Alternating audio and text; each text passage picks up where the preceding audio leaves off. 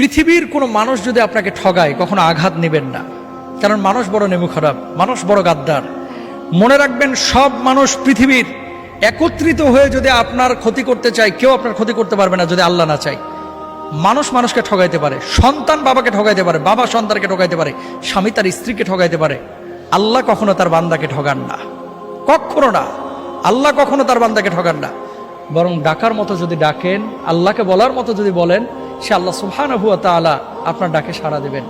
আপনি মনে করছেন যে এত ডাকলাম আল্লাহ তো সাড়া দিচ্ছে না, কে বলছে দেয় নাই? কিছু কিছু সময় এটা আপনি বুঝতেছেন ভুল।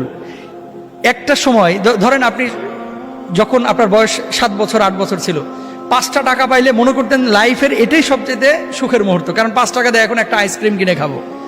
কিন্তু ওই সময় যদি 5 কোটি টাকা আপনারা দেওয়া হতো, 5 কোটি টাকার ভর আপনি সামলাইতে পারতেন না। এই 5 কোটি টাকা আপনি কি করবেন, তাই না? আপনি কখন কোনটা আপনার জন্য প্রয়োজন এবং কোনটা কখন আপনাকে